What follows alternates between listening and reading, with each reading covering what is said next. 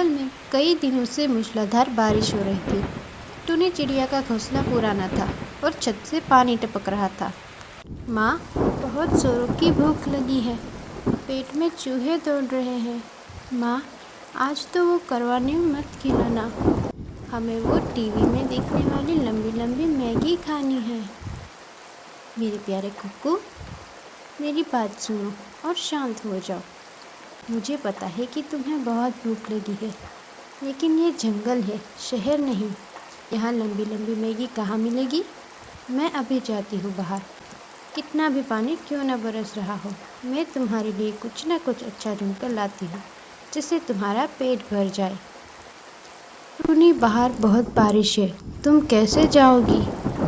टुनू जी, मैं जानती हूँ कि बाहर मूसलाधार बारिश हो रही है और यह कितना खतरनाक है, लेकिन मुझसे अपने बच्चे की भूख देखी नहीं जा रही। एक माँ के लिए इससे बड़ा दुख और कोई नहीं हो सकता। मुझे जाना ही होगा। मुझे उसके लिए कुछ न कुछ लाना ही पड़ेगा। टूनी भीगते हुए उठकर लालू तोता की दुकान पर पहुंचती है। लालू अपनी दुकान समेट रहा था। लालू भैया, मैं जानती हूँ कि मेरा पहले का थोड़ा सा उधार बाकी है, लेकिन क्या आप हम पर थोड़ी और दया कर सकते हैं? क्या इस समय थोड़ा दाना उधार मिल सकता है? मैं कसम खाती हूँ, टुन्नू जी के ठीक होते ही हम एक एक दाना चुका देंगे। अरे टूनी दीदी, आप फिर आ गई। पहले का उधार तो बाकी है। इस बारिश में मेरा धंधा एकदम चौपट है।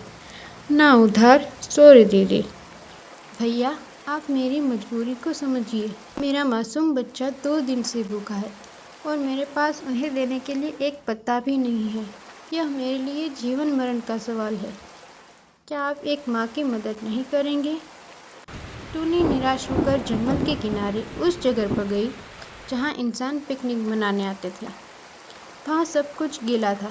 तभी उसे कीचड़ में एक चमकीले पैकेट और कुछ सुनहरे बीज दिखाई दिए। ये देखो, यह तो वही मैगी का खाली पैकेट है जो इंसान फेंक गए थे, और शायद यह जो सुनहरे कण हैं वो उसी का मसाला या बीज है। खुशबू तो इसमें बहुत ही अच्छी आ रही है। अगर मैं इसे बोऊं तो शायद इससे कुछ ऐसा उगाए जिससे मेरे बच्चे का पेट भर जाए। मेरे लिए अब यही आखिरी उम्मीद है। टुन्नी ने उम्मीद के साथ उस बीज को उठाया और वापस उड़ चली। टुन्नी घर के ठीक नीचे वाली ज़मीन पर उतरी। उसने गीली मिट्टी खोदी और उस सुनहरे बीज को वहां दबा दिया। उसकी आंखों से टप टप आंसू उस बीज पर गिरे। हे भगवान, मेरे पास बच्चे को खिलाने के लिए कुछ नहीं है। मेरी ममता की लाज रखना। इस बीज से जो भी उगे मेरे बच्चे का पेट भर जाए। रानू के आंसुओं ने बीज में एक जादुई जान डाल दी। सुबह हुई और बारिश रुक गई। अचानक पूरे घर में एक बहुत ही स्वादिष्ट मसालेदार खुशबू फैल गई। कुक्कू नींद से जाग गया। माँ, ये खुशबू कहाँ से आ रही है? टूनी, बाहर देखो तो सही, क्या चमत्कार हुआ है। टूनी ने बाहर देखा तो हैरान रह गई। जहाँ उसने बीज बोया था वहाँ एक छोटा सा पेड़ उगाया था, जिस पर पत्तों की जगह पकी हुई गर्मागर्म मैगी लटक रही थी। टूनी और बच्चा तुरंत पेड़ के पास गए। टूनी ने प्यार से पेड़ से मैगी तोड़ी और बच्चे को दी। वाह माँ, यह तो दुनिया का सबसे टेस्टी खाना है। धीरे धीरे खाओ बेटा, यह भगवान का आशीर्वाद है। माँ, अब हम कभी भूखे नहीं रहेंगे ना? नहीं बेटा, जब तक हम मिलजुल कर रहेंगे भगवान सब ठीक रखेंगे। मैगी की खुशबू हवा में उड़ते हुए कालू कौवा और उसकी पत्नी गोरी के घर तक पहुंच गई। वे दोनों अपने बालकनी में बैठे थे। कालू जी, ये क्या खुशबू है? लगता है जंगल में कोई दावत उड़ा रहा है। ये खुशबू तो उस गरीब टूनी के घर से आ रही है। कल तक तो रो रही थी, आज दावत, जरूर कोई खजाना हाथ लगा है। चलो चलकर देखते हैं। टूनी अपने बच्चे को खाना खिला रही थी। तभी कालू और गौरी वहां आ थमके। जादुई पेड़ देखकर उनकी आंखें फटी रह गई। रुको, यह पेड़ यहाँ कैसे उगा? यह ज़मीन तो मेरे परदादा की थी। नहीं कालू भैया, यह पेड़ मैंने अपनी मेहनत से उगाया है। यह मेरे बच्चे के लिए है।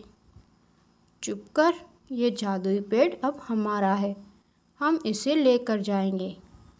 कालू भैया, ऐसा मत करो, हम गरीब हैं। हमारे पेड़ पर लात मत मारो। कालू ने उनकी एक ना सुनी और धमकी देकर चला गया कि वो शाम को पेड़ ले जाएगा। टूनी रोती हुई नदी किनारे गई, जहाँ उसकी सहेली बबली कबूतरी बैठी थी। बबली, कालू भैया मेरा जादुई पेड़ छीनना चाहते हैं। अब मेरे बच्चे क्या खाएंगे? टूनी, हिम्मत मत हारो।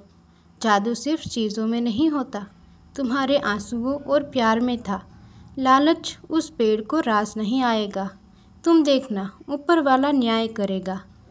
शाम को कालू और गौरी बड़े बड़े थैले लेकर आए और पेड़ को जड़ से उखाड़ दिया। मेरा जादुई पेड़ मत ले जाओ। अब ये पेड़ मेरे घर के आंगन में लगेगा। हम रोज़ मैगी खाएंगे। घर के पास गड्ढा खोदा और पेड़ को लगा दिया। दोनों पति पत्नी खाने के लिए लपके, लेकिन जैसे ही उन्होंने मैगी तोड़ी, एक अजीब घटना हुई। ओह, मेरी चोंच! हाय दैया, ये क्या है? यह तो मैगी नहीं, यह तो कांटेदार सूखी झाड़ियाँ है। टूनी के आंसुओं से उगा वो पेड़ लालची हाथों में आते ही सूखकर कांटा बन गया था। नूडल्स लकड़ी बन रहे थे। यह टूनी ने ज़रूर कोई काला जादू किया है। फेंको इस बेकार पेड़ को। गुस्से में तिल मिलाते हुए कालू कौवे ने ऊपर से ही वह सूखा कांटेदार पेड़ टूनी के आंगन में पटक दिया। ये लो अपना मनहूस पेड़ टूनी, इसने मेरा मुंह जख्मी कर दिया। हमें नहीं चाहिए तुम्हारा यह जादू। कालू और गौरी वहाँ से चले जाते हैं। टूनी दौड़कर उस बेजान पेड़ के पास गई और वापस मिट्टी में गाड़ दिया। अगली सुबह मैगी की जगह उस पर मीठे और रसीले फल लटक रहे थे। टूनी, देखो, पेड़ फिर से जी उठा, लेकिन मैगी गायब है। अब तो फल लगे हैं। अच्छा हुआ जी, मैगी से लालच पड़ा था, लेकिन यह फल हमारी भूख मिटाएंगे। जादू मैगी में नहीं, हमारी मेहनत और प्यार में था। उस दिन टूनी का परिवार साधारण फल खाकर भी सबसे ज़्यादा खुश था, क्योंकि उनके पास सुकून और एक दूसरे का साथ था। दोस्तों, ऐसी ही मज़ेदार कहानियाँ देखने के लिए हमारे चैनल को लाइक, शेयर और सब्सक्राइब कीजिए।